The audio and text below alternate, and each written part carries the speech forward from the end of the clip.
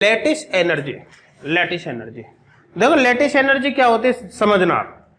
जैसे कोई भी आयनिक क्रिस्टल है, आयनिक क्रिस्टल का आपको फॉर्मेशन करना है, ठीक है ना। ए बी सपोज करो एक आयनिक क्रिस्टल है, ए बी आयनिक क्रिस्टल है, और इसका फॉर्मेशन आपको करना है कोरेस्पोंडिंग गैसेस आयन से, बी माइनस गैस, इससे किसका फॉर्मेशन करना है, इसका। तो ध्यान देना, जब 1 मोल आयनिक क्रिस्टल का फॉर्मेशन कोरेस्पोंडिंग गैसेस आयन से किया जाता है, तो इस दौरान जो भी एनर्जी रिलीज होगी उसी को हम कहते हैं लैटिस एनर्जी। ध्यान देना, ये गैसेस है, गैस की एनर्जी ज्यादा होगी और ये सॉलिड में कन्वर्ट हो गया, एनर्जी कम होगी, तो पहले ज्यादा थी बाद में कम हो गई, तो इतनी एनर्जी क्या होगी, रिलीज होगी। ये रिलीज एनर्जी क्या होगी, लैटिस एनर्जी होगी। यू से रिप्रेजेंट करते हैं इसको, यू से। तो देखो, the amount of energy, the amount of energy, the amount of energy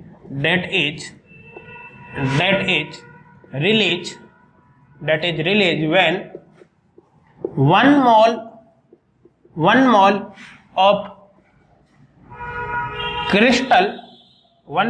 crystal is formed from the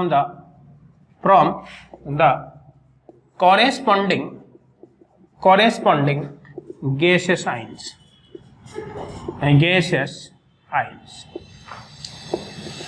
समझ में आ रहा है सबको।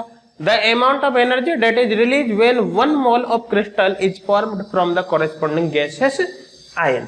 समझ में आ रहा है ना, called lattice energy, called lattice energy, lattice energy. Clear यहां तक। अब देखो समझना, जैसे A plus gas plus B minus gas हो गया कॉरेस्पॉन्डिंग गैसेस आयन, इनके द्वारा आपको ए बी क्रिस्टल बनाना है। क्रिस्टल है तो स्टेट कौन सी होगी, सॉलिड। तो इस दौरान जो भी एनर्जी रिलीज होगी वही क्या है, लैटिस एनर्जी है। तो ये यू हो गया लैटिस एनर्जी। समझ में आ रहा है। अगर मान लो मैं इसका जस्ट अपोजिट कर देता हूं, इधर देखो, इसका जस्ट अपोजिट कर दिया, यदि ए बी क्रिस्टल को इतनी एनर्जी दूं तो इसमें कन्वर्ट होगा भाई। इससे जब ये बनेगा तो इतनी एनर्जी रिलीज हो रही नहीं हो रही है, जस्ट अपोजिट कर दो। अगर इसको इतनी एनर्जी प्रोवाइड कर दी जाए तो इसमें टूट जाएगा। इसका मतलब किसी 1 मोल क्रिस्टल को कॉरेस्पॉन्डिंग गैसेस आयन्स में कन्वर्ट करने के लिए जितनी एनर्जी की आवश्यकता है वो भी तो लैटिस एनर्जी हुई, ऐसे बोल सकते हैं, ठीक है ना। तो देखो ऐसे लिख सकते हैं इसको, और the amount of energy, amount of energy that is required to break down break down 1 mole of ionic crystal, 1 mole of ionic crystal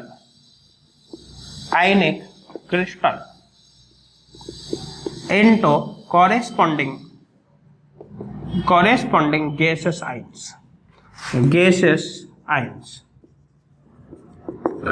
called lattice energy, lattice energy। समझ में आ रहा है सबको, called lattice energy। देखो, the amount of energy that is required to break down 1 mole of ionic crystal into corresponding gaseous ions called lattice energy। किसी को doubt है क्या? तो यहाँ पर जस्ट अपोजिट होगा, इस 1 मोल आयनिक क्रिस्टल को, ए बी सॉलिड को किस में कन्वर्ट करना है, कॉरेस्पॉन्डिंग गैसेस आयन्स, मतलब A plus gas plus B minus gas, इसके। तो 1 मोल आयनिक क्रिस्टल को कॉरेस्पॉन्डिंग गैसेस आयन्स में कन्वर्ट करने के लिए जितनी एनर्जी की आवश्यकता है वही क्या होती है, लैटिस एनर्जी होती है। देखो बाय डिफॉल्ट लैटिस एनर्जी को आपको इस फॉर्म में कंसिडर करना है, बाय डिफॉल्ट। किस फॉर्म में, जब आयन से क्रिस्टल बनेगा तो कितनी एनर्जी रिलीज होगी। भाई क्वांटिटी तो बराबर है, चाहे ये लो ये लो, लेकिन दोनों में अंतर क्या है कि जब आप ऐसे देखोगे तो ये एंडोथर्मिक एक्सोथर्मिक होगा, एनर्जी रिलीज हो रही है। जब आप ऐसे देखोगे तो ये एंडोथर्मिक है। समझ में आ रहा है ना, ठीक है ना। तो एक्चुअली मैं इसलिए बता रहा हूं कि जब लैटिस एनर्जी के क्वेश्चन अपन सॉल्व करते हैं तो लैटिस एनर्जी को जब आप रखते हो न्यूमेरिकल वैल्यूज की, तो आप नेगेटिव साइन के साथ रखते हो, मतलब उसको जर्नली अपन इस प्रोसेस में कंसिडर करते हैं एक्सोथर्मिक में, इसलिए आप नेगेटिव साइन के साथ वहां पर रखते हो। लेकिन जरूरी नहीं है, आप ऐसे भी बोल सकते हो, ऐसे भी बोल सकते हो, क्योंकि बात तो एक ही है। समझ में आ रहा है? अब इस लैटिस एनर्जी की कैलकुलेशन कैसे करते हैं? देखो, determination of lattice energy, determination of lattice energy, lattice energy. देखो, लैटिस एनर्जी की कैलकुलेशन या इसको डिटरमाइन करने के लिए दो तरह के मेथड्स है। देखिए, एक तो होता है experimental method, experimental method, experimental method यहां पर अपन बोर्न हेबर साइकिल काम में लेते हैं।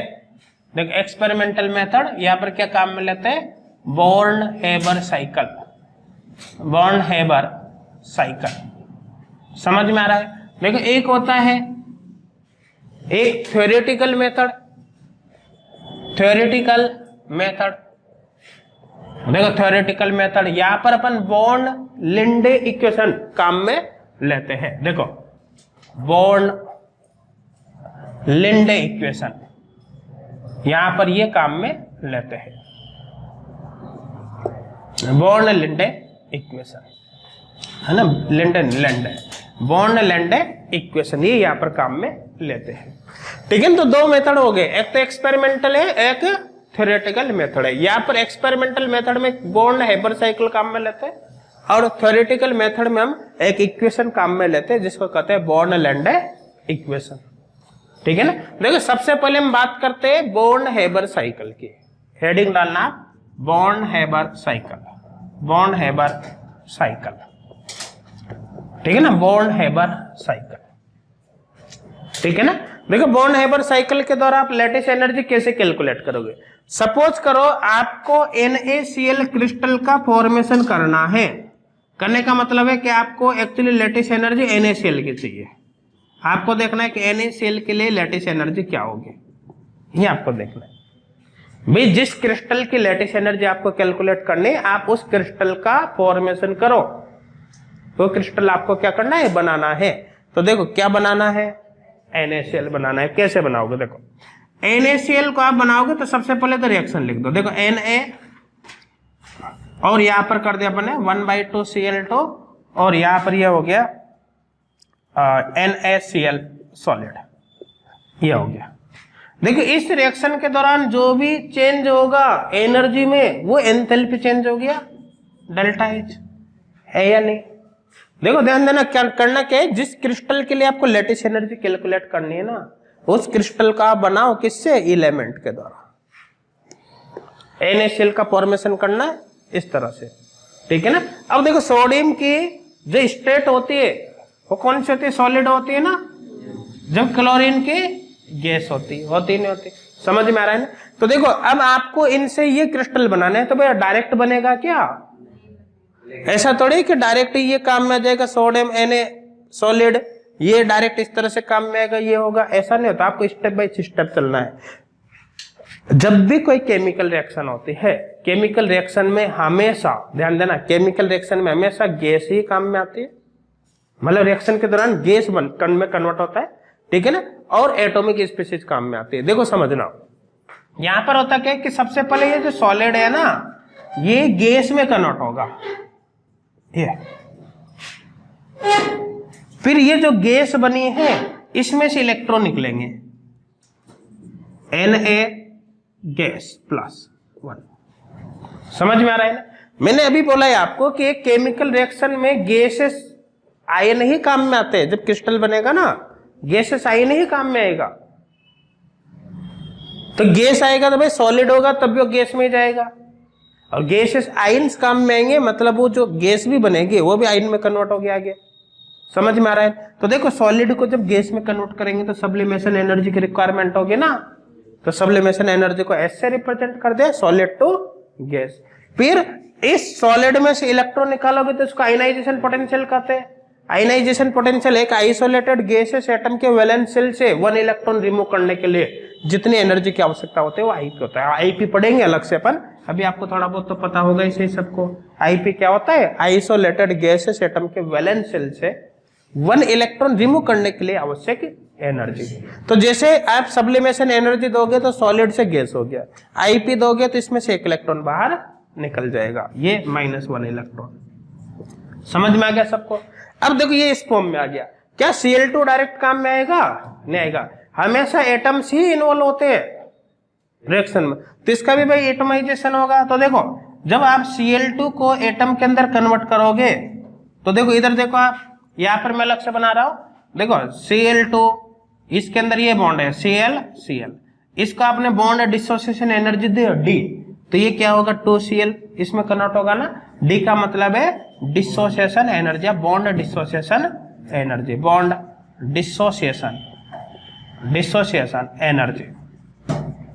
अब देखो इधर देखो, जब इसको मैं बॉन्ड डिसोसिएशन एनर्जी के बराबर दूंगा एनर्जी D, तो अपन को तो 2Cl मिलेंगे। अगर मैं इसको D एनर्जी देता हूं तो D एनर्जी देने से कितने Cl मिलेंगे? 2। आपको क्या 2 चाहिए? आपको तो 1 ही तो चाहिए। तो देखो ध्यान देना, इसका मतलब यहाँ पर D/2 की रिक्वायरमेंट है। भाई D से 2 मिल रहे हैं, 2 की नहीं चाहिए आपको, तो 1 चाहिए, तो आपको D/2 एनर्जी के यहाँ पर रिक्वायरमेंट होगी। तो यहाँ पर Cl मिल गया। Cl गैसीय स्टेट में होगा, Cl काम थोड़ी आएगा, Cl माइनस काम में आएगा। इसका मतलब इसमें इलेक्ट्रॉन जोड़ना पड़ेगा, प्लस इलेक्ट्रॉन। देखो एक आइसोलेटेड गैसियस एटम में 1 इलेक्ट्रॉन जोड़ने पर कुछ एनर्जी रिलीज होती है, जो रिलीज एनर्जी होती है उसको बोलते हैं इलेक्ट्रॉन अफिनिटी। क्या बोलते हैं? Electron affinity. तो अब इलेक्ट्रॉन अफिनिटी भी पढ़ेंगे अपन अलग से। तो देखो इलेक्ट्रॉन अफिनिटी के इस केस के अंदर यहां पर बनेगा Cl- गैस। अब देखो यहां पर बन गया Na+, यहां पर बन गया Cl-, ये मिलकर NaCl बनाएंगे, ये मिलकर क्या बनाएंगे? NaCl। तो ध्यान देना NaCl का फॉर्मेशन किससे हो रहा है? देखो कॉरेस्पॉन्डिंग गैसेस आयन से हो रहा है, नहीं हो रहा? तो कॉरेस्पॉन्डिंग गैसेस आयन से जब क्रिस्टल का फॉर्मेशन होगा तो जो एनर्जी रिलीज होगी वो कौन सी है?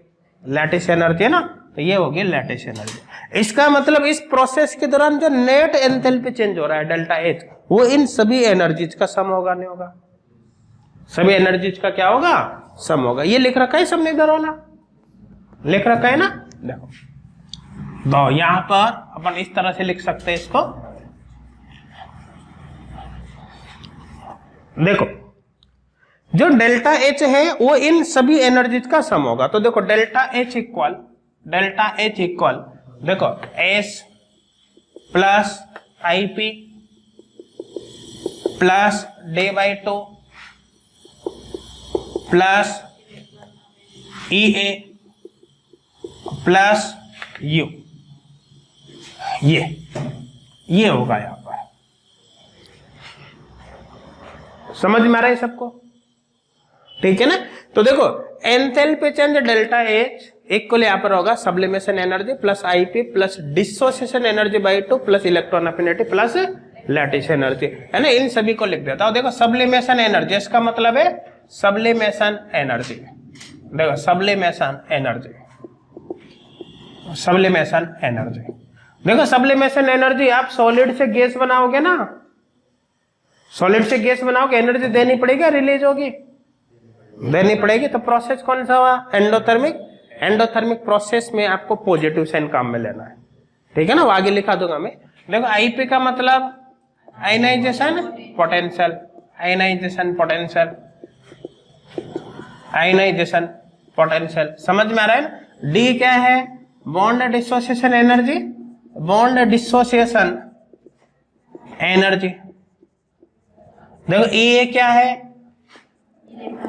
इलेक्ट्रॉन अफिनिटी,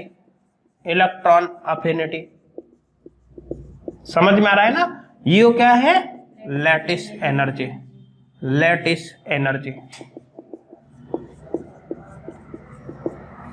समझ में आ रहा है यहां तक? किसी को कोई डाउट है क्या? नहीं है ना।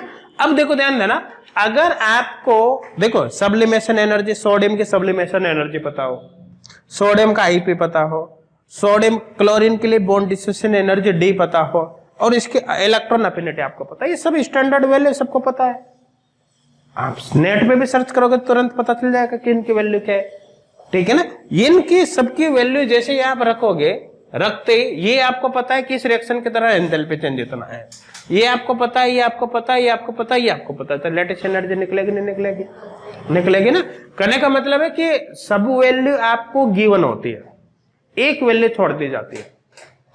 यहां पर लेटेस्ट एनर्जी का न्यूमेरिकल हो जरूरी नहीं है, आपको ये सब दे दिया, लेटेस्ट एनर्जी कैलकुलेट करवा ली, आपको ये सब दे दिया और आपसे एंथैल्पी पूछ ले, आपको इसकी इसकी इसकी इसकी और इसकी वैल्यू दे दी और आपसे क्या पूछ लिया? इलेक्ट्रॉन एफिनिटी पूछ ली। मतलब जितने भी डाटा है ना सब दे देगा एक को छोड़कर।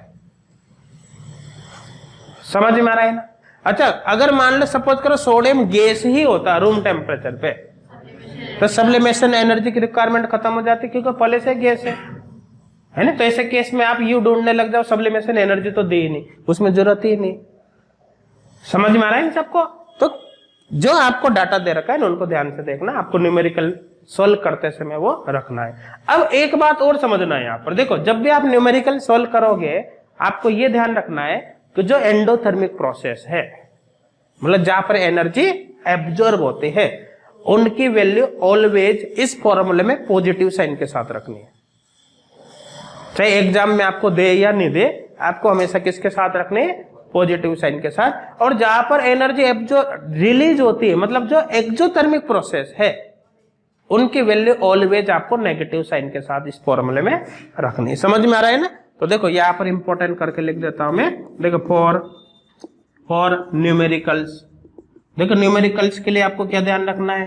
देखो first point, for exothermic process, for exothermic process. अगर एक्सोथर्मिक प्रोसेस है तो आपको क्या काम में लेना है? देखो नेगेटिव साइन आपको काम में लेना है। देखो for endothermic process, for endothermic process, endothermic process के लिए आपको क्या काम में लेना है? पॉजिटिव साइन काम में लेना है। अब देखो ध्यान देना, सब्लिमेशन एनर्जी, आप सॉलिड से गैस बनाओगे तो हमेशा एनर्जी देनी ही पड़ेगी ना, इसका मतलब ऑलवेज एंडो हुआ, मतलब सब्लिमेशन एनर्जी की वैल्यू जब भी आप काम में लोगे हमेशा पॉजिटिव के साथ लोगे। आईपी, इलेक्ट्रॉन निकालने के लिए एनर्जी देनी ही पड़ेगी, इसका मतलब ये भी एंडोथर्मिक हुआ। बॉन्ड डिसोसिएशन एनर्जी, अगर आपको बॉन्ड तोड़ना है तो भी एनर्जी देनी ही पड़ेगी, मतलब ये भी एंडोथर्मिक ही हुआ। अब ईए में क्या होता है कि डिपेंड करता है कि इलेक्ट्रॉन एक जोड़ा एक से ज्यादा जोड़ा, उसके अकॉर्डिंग ये चेंज हो जाता है, तो उसका मैं अलग से लिखा दूंगा।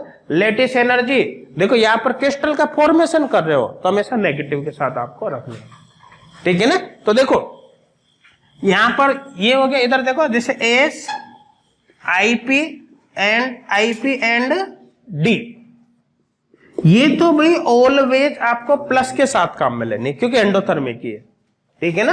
देखो प्लस ऑलवेज हमेशा आपको पॉजिटिव काम में लेनी, क्यों लेनी? क्योंकि एंडोथर्मिक है, ठीक है ना। नेक्स्ट देखो, देखो लेटिस एनर्जी, लेटिस एनर्जी क्यों? क्योंकि ये कॉरेस्पॉन्डिंग गैस है साइन से बना रहा, यहां पर तो एक्सोथर्मिक ही होगा ना, जब आयन से सॉलिड बनेगा तो एनर्जी रिलीज होगी, इसका मतलब यहां पर इसको केवल आपको माइनस के साथ ही रखना है, ठीक है ना। तो नेगेटिव साइन के साथ काम में लेना है ऑलवेज। तो देखो अब मेरे हिसाब से पहले वाला जो कॉन्सेप्ट शुरू में लिखा था ना वो भी क्लियर हो गया होगा। वहां पर दोनों तरीके से अपन ने बोला था, जब कॉरेस्पॉन्डिंग गैस साइन से 1 मोल क्रिस्टल का फॉर्मेशन होता है तो जो एनर्जी रिलीज होगी वो लेटिस एनर्जी है, और किसी 1 मोल क्रिस्टल को कॉरेस्पॉन्डिंग गैस साइंस में तोड़ने के लिए जितनी एनर्जी की रिक्वायरमेंट है वो भी लेटिस एनर्जी है। लेकिन बाय डिफॉल्ट आप पहले वाले केस को कंसिडर करना, क्योंकि हम यहां पर ये लेते हैं इस तरह से, है ना, हम फॉर्मेशन ऑफ क्रिस्टल की बात करते हैं, इसलिए आपको किस में लेना है? नेगेटिव के साथ। समझ में आ गया होगा। अब अपने पास देखो सारे टर्म क्लियर है, अब अपने पास कंफ्यूजन किस में है? एक तो ईए और दूसरा डेल्टा एच। तो देखो ईए की बात कर लेते हैं, ये कर रखा है सबने, ठीक है ना। तो देखो इलेक्ट्रॉन अफिनिटी जो ईए होती है उसको आपको किस तरह से करना है? देखो अगर मान लो कोई न्यूट्रल गैसेस एटम है ये, और इसमें आपने 1 इलेक्ट्रॉन जोड़ा, देखो इलेक्ट्रॉन अफिनिटी अलग से पढ़ेंगे, सारी कंडीशंस लिखेंगे क्या होती है, अभी केवल उतना बता रहा हूं जो क्वेश्चन में काम में आएगा। समझ में आ रहा है ना। अगर आपने इसमें 1 इलेक्ट्रॉन जोड़ा ए गैस -1, तो भाई ये एक्सोथर्मिक होगा, एक्सोथर्मिक होगा। यहां पर आपको Ea नेगेटिव साइन के साथ काम में लेनी है।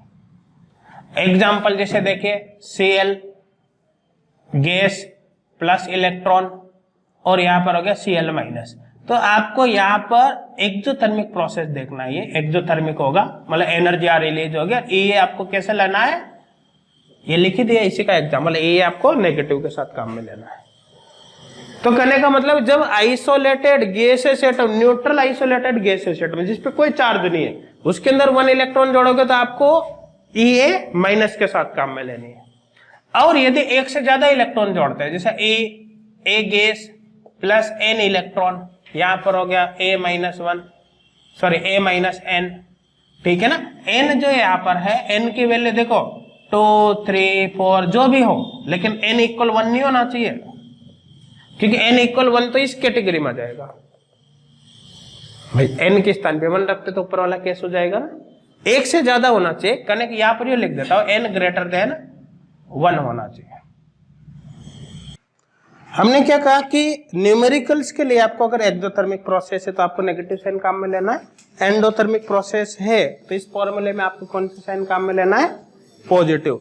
और यदि देखो, अच्छा इसकी बात करें अपन सब्लिमेशन एनर्जी आईपी और बॉन्ड डिसोसिएशन एनर्जी की, ये हमेशा क्या होगी, पॉजिटिव। पॉजिटिव होने का रीजन क्या है, क्योंकि ये ऑलवेज एंडोथर्मिक है। हम बात करें लेटिस एनर्जी की, तो लेटिस एनर्जी के लिए हमेशा आपको नेगेटिव साइन ही काम में लेना है। रीजन क्या है, क्योंकि ये एक्सोथर्मिक है। एक्सोथर्मिक अपन इस प्रोसेस के लिए बात कर रहे हैं, ठीक है ना। लेकिन हम बात करें किसकी, इलेक्ट्रॉन अफिनिटी की, इलेक्ट्रॉन अफिनिटी Ea की, इलेक्ट्रॉन अफिनिटी। तो देखिए इसमें आपको क्या ध्यान रखना है, यदि आइसोलेटेड गैसेस एटम में 1 इलेक्ट्रॉन अपन जोड़ते हैं तो 1 इलेक्ट्रॉन जोड़ने पर भाई क्या होगा, एनर्जी रिलीज होगी, प्रोसेस एक्सोथर्मिक होगा, मतलब साइन आपको नेगेटिव काम में लेना है। अगर आप एक से ज्यादा इलेक्ट्रॉन जोड़ते हो आइसोलेटेड गैसेस एटम में, तो उस कंडीशन में, एक से ज्यादा जोड़ते हैं तो उस कंडीशन में प्रोसेस एंडोथर्मिक होगा, आपको पॉजिटिव साइन काम में लेना है। तो यहाँ पर n की जो वैल्यू है वो 2 3 4 कुछ ही हो सकती है, लेकिन 1 नहीं होगी, मतलब n की वैल्यू 1 से ज्यादा होनी चाहिए, क्योंकि अगर 1 होगी तो केस हो ये होगा, तो फिर वो एक्सोथर्मिक हो जाएगा। समझ में आ रहा है सबको, कोई डाउट है कि किसी को नहीं है ना। अब देखो ये सब सारी कंडीशन आपको पता चल गई, अब सब कंडीशंस आपको पता है तो आप डेल्टा H की वैल्यू निकाल सकते हो ना, डेल्टा H की वैल्यू निकाल सकते हो आप इसके द्वारा। समझ में आ रहा है, इसकी वैल्यू पॉजिटिव, इसकी वैल्यू पॉजिटिव, इसकी वैल्यू पॉजिटिव, इसकी वैल्यू नेगेटिव रखनी, इसकी वैल्यू कितने इलेक्ट्रॉन जुड़ रहे हैं उसके अकॉर्डिंग। अभी इस केस में देखो कितने इलेक्ट्रॉन जुड़े, एक ही जुड़ा ना। तो अगर मान लो कि यहीं पर आपको Ea की वैल्यू रखनी होती, न्यूमेरिकल इसी कहा जाता, तो आपको नेगेटिव साइन के साथ रखनी होती, क्योंकि एक इलेक्ट्रॉन जोड़ रहे हो ना, प्रोसेस कौन सा हो जाएगा, एक्सोथर्मिक हो जाएगा। कोई डाउट है क्या, नहीं ना, क्लियर हो गया होगा सबके, ठीक है ना। अब देखो ये कर लिया ना, तो जब न्यूमेरिकल आते हैं तो न्यूमेरिकल में आपको वैल्यू साइन लगाकर दे या नहीं दे, आपको तरीका बता दिया कि आपको कब माइनस के साथ रखनी, कब प्लस के साथ रखनी। देखो तो एक तो केस इस तरह का हो गया, एक केस इस तरह का भी आता है, कभी कभी आपसे यूं पूछ लिया जाता है कि ये क्रिस्टल बनेगा नहीं बनेगा, ठीक है ना। तो उस कंडीशन में आपको क्या करना है, मतलब condition for formation of crystal. देखो एक क्रिस्टल के बनने के लिए कंडीशन क्या होगी, देखो condition for the formation of crystal,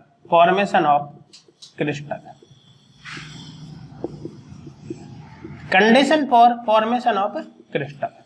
देखो आपको क्या, किसी भी क्रिस्टल जिसके लिए आपको देखना है कि बनेगा या नहीं बनेगा, उसके लिए आप एंथैल्पी चेंज निकाल लो, उसके लिए क्या निकाल लो, एंथैल्पी चेंज। अब देखो उस क्रिस्टल के लिए यदि एंथैल्पी चेंज, जैसे आप ले लिया डेल्टा H AB, ये क्रिस्टल हो गया, जो भी क्रिस्टल है, मतलब डेल्टा H ही लिख दो सीधा, डेल्टा H, ठीक है ना। डेल्टा H की वैल्यू आप चेक करोगे, यदि डेल्टा H की वैल्यू नेगेटिव आती है, डेल्टा H क्या आता है, नेगेटिव, मतलब प्रोसेस होता है एक्सोथर्मिक, तो भाई ऐसा क्रिस्टल बनेगा। देखो formation of crystal, is possible. Crystal का फॉर्मेशन क्या है, पॉसिबल है, मतलब ऐसा क्रिस्टल बन जाएगा।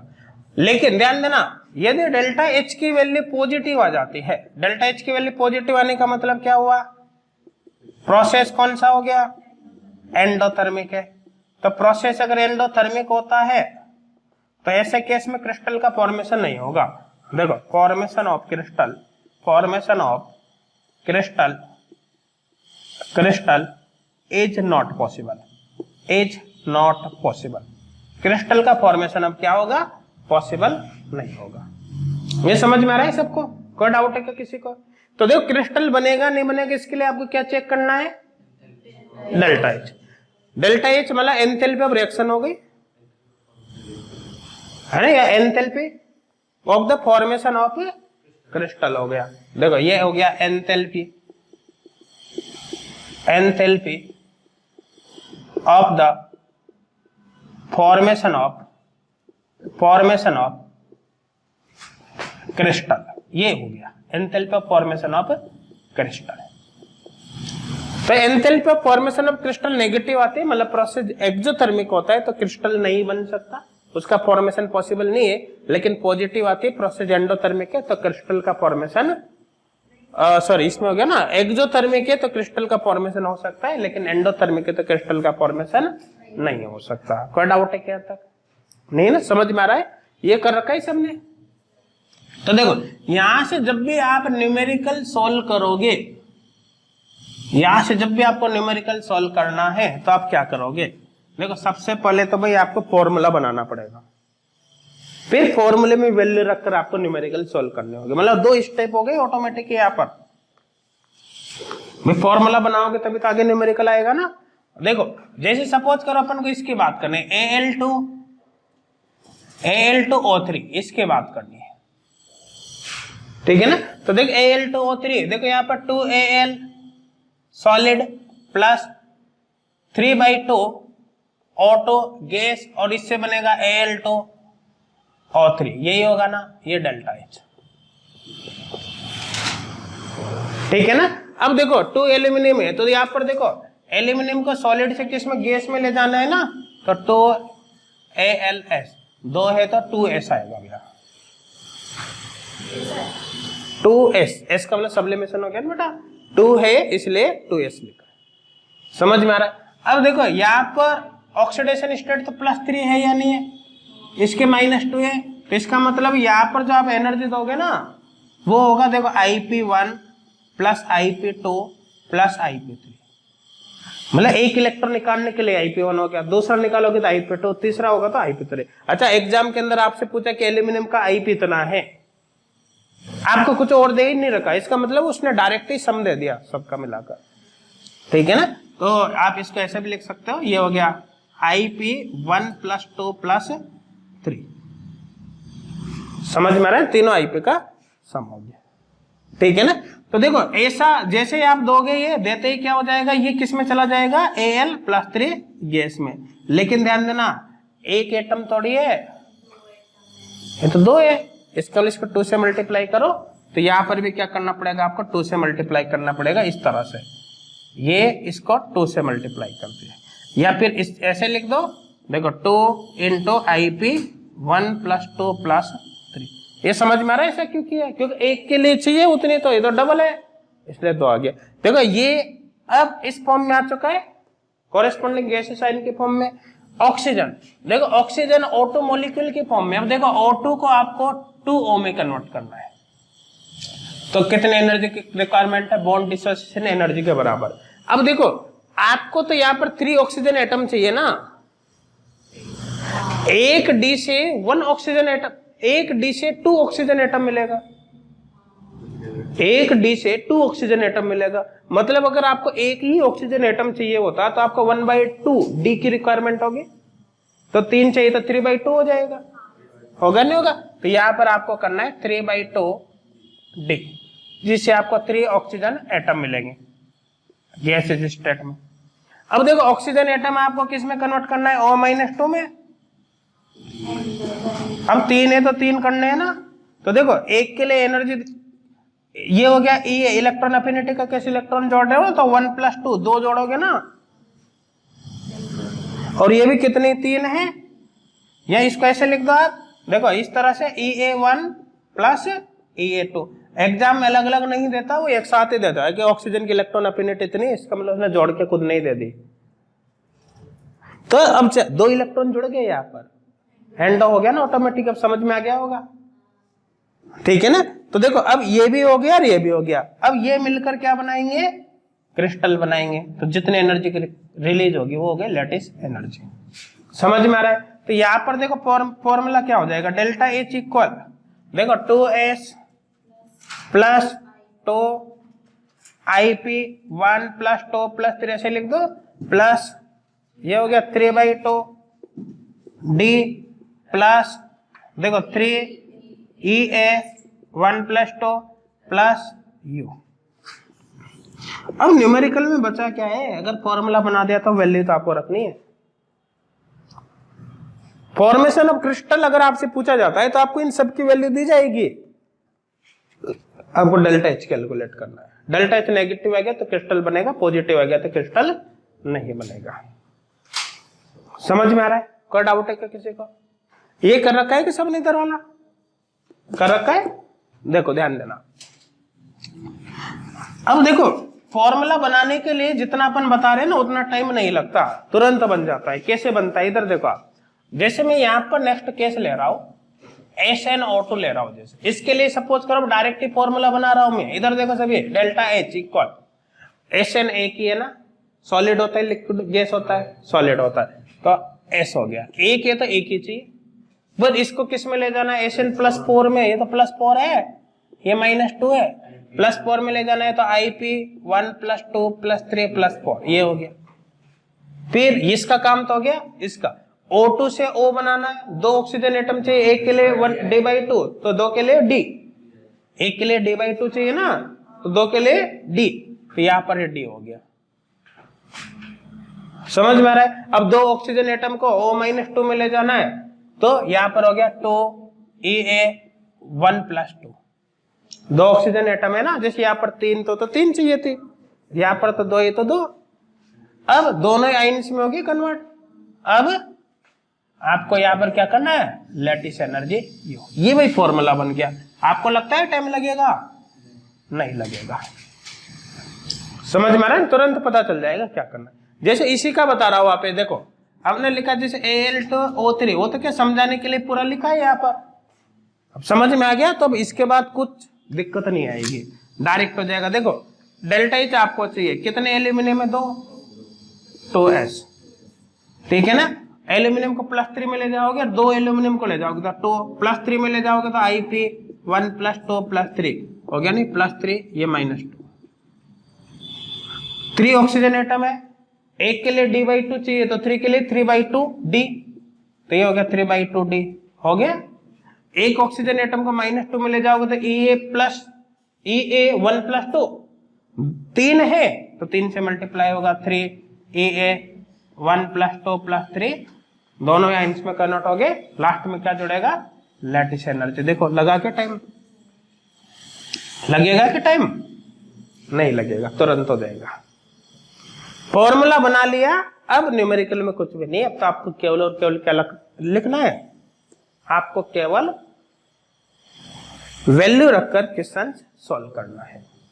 समझ में आ रहा है सबको, किसी को डाउट तो नहीं ना। देखो ये जो सीट है, कौन सी सीट है, प्रॉब्लम सीट 3rd में, देखो प्रॉब्लम सीट 3, प्रॉब्लम सीट 3 के अंदर question number 5 and question number 6 है, ठीक है।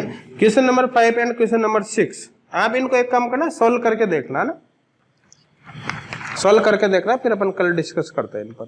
अच्छा इस सीट में जो पीछे क्वेश्चन दे रखे हैं ना, हाँ इसमें देखो पीछे दे रखे स्टेबिलिटी के, सॉलिबिलिटी के, है ना, कोवलेंट कैरेक्टर के, एक क्वेश्चन नंबर 18 भी दे रखा है, क्रिस्टल बनेगा नहीं बनेगा। जितने भी क्वेश्चन होते हैं ना सारे सोल्व करके देख लेना, फिर कल डिस्कस करेंगे, ठीक है ना। क्लियर है यहाँ तक? चलो ठीक है ना, कल करते हैं।